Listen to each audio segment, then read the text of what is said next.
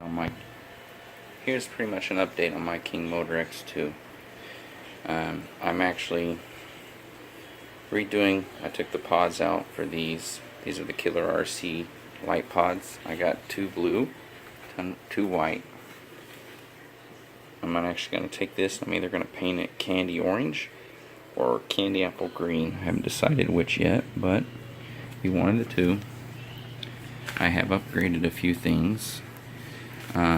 I do have the 7200 milliamp Killer RC battery, the LiPo. I now have a unsilenced booster pipe, the Hot Racing dual servo and carbon fiber with receiver box upgrade. You can see right here I do have the MSD ignition wire. I'm running the NGK Iridium plug, and instead of the 30.5cc rev engine, it has been upgraded to, it's nothing fancy, but it is a 36cc Roven engine. I might be later on porting it out and trying to get a little bit more power out of it. I have upgraded, I can't remember what brand, I think it's just the DDM brand aluminum brace right here. I have the Proline Trencher tires, Hostile beadlock rings for the outside. Can't see it because they're all dirty and flat looking, but these have actually been painted with the special effects, the Spastics holographic paint on top of black paint, so they look like black ice glitter paint. Got these through DDM. The shields right here to kind of block everything, all the mud from getting up into the drive shafts and everything. It is, get a better look of it, but there's the 36cc Roven engine with a candy orange paint job on it. I have updated to the aluminum pull handle, and it has the stainless steel cable with the version 2 Turtle Racing pull start. Other than that, the truck is pretty well stock. Other than, here, it does have the FFRC skid plates underneath. I am running the Fast Eddy bump stops, which go right where you see this Allen head screw right here. You have to drill out the chassis, and there's like bump stops, that hardened steel bump stops that you put in there that keep that the other side of that Allen screw from gouging out your chassis and eventually putting a hole in it. I am running all high torque, high voltage Savox waterproof servos, 2 for the steering, 1 for the throttle. I run the 997 carburetor. I have the Super B kill switch for running my kill switch. Is this right here. Right now, the only thing I got left, I gotta finish running the I gotta run some extra Y adapters and stuff for the light pods and stuff like that, and also to run all, because I like this. I also have, I'm running my FlySky IT4 transmitter. I have the Killer controller,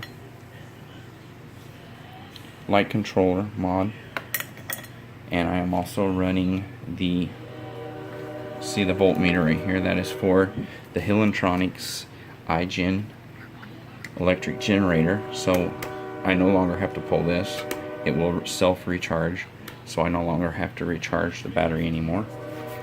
I had to run a lengthened wire to run power for that. This, I believe, is for the dual steering servo. This is what I'm saying, I have to make all kinds of extra stuff. Here's the iGen Hillentronics, made in Australia. A lot of good stuff is made in Australia. I have some stuff on my quads are made in that. Shows you how you hook everything up. That actually goes up on the flywheel. That's the actual where it picks up the signal. Your voltmeter tells you how much voltage is coming from it. You got a Y adapter that comes off the main control module. One runs into the receiver. one runs to the voltmeter, and then there's another Y adapter that comes off the receiver. One runs to your, well, that's the power switch in between the battery. Other than that, that is pretty much it. There's not a whole lot more I've done to it. I had the 30.5 cc rev engine. Just mainly right now I'm just having to run make the extra wiring harnesses and stuff so I can get the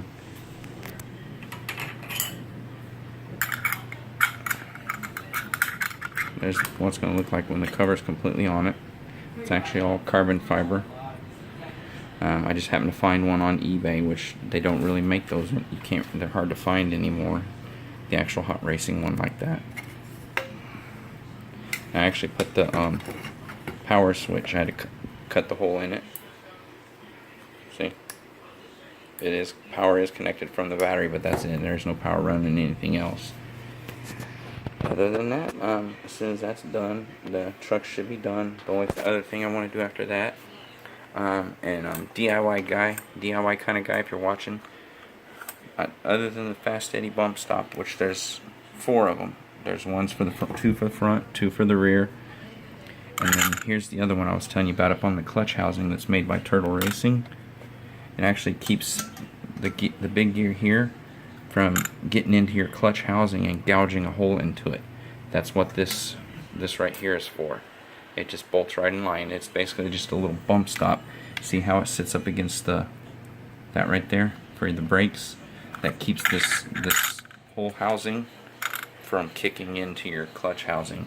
I highly recommend that to anybody that has the 5T or maybe the King Motor T2000 or T1000 buggy, because their setup's probably going to be about the same. That basically keeps the spur gear from gouging into your clutch housing. That's exactly what I was, because I thought somebody was kidding with me before, but when I pulled the motor, you can actually see the tooth where it literally the teeth of the spur gear had ground into, probably like right back here, actually ground a groove into the clutch housing, and I caught it just in time and bought that. And I think it's like between $10 and $20 for that little, it's kind of like a bump stop in a way. Other than that, that's it. I got a custom body that I'm painting for the truck right now.